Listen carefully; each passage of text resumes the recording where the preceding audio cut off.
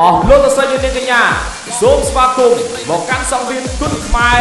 Mobile នេះគឺជាសមត្ថភាពកីឡាករទាំងពីរដែលត្រៀមប្រកួតប្រជែងនាពេលបន្តិចទៀតនេះបង្គោលក្រហមនិងបង្គោលខៀវបានត្រៀមលក្ខណៈរួចជាស្រេចក្នុងការបង្ហាញស្និតក្បាច់នៅលើសង្វៀនគុណខ្មែរ Mobile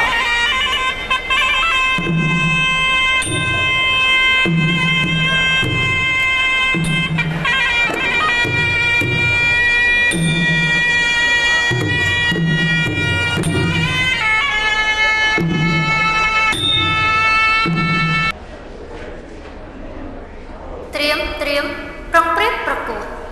ប្រដាល់គុណខ្មែរគូប្រកួតអនឡាញតាក់ទីការប្រកួតនៅលើសង្វៀនគុណខ្មែរ Mobile ទឹកទី1ចាប់ផ្ដើមចូលដើរស្ដាំ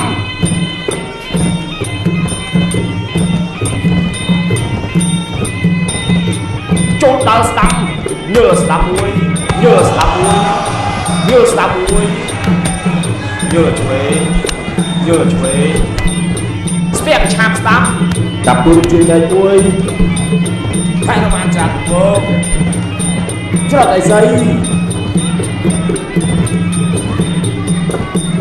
ចាប់ទូជួយដៃមួយស្ពាក់ឆាបស្ដាំខែរបានចាត់មកញើស្ដាំមួយញើឆ្វេងចាក់ទូជុំញើឆ្វេងសោបតែរៀងមួយចែកស្ដាំញើស្ដាំមួយ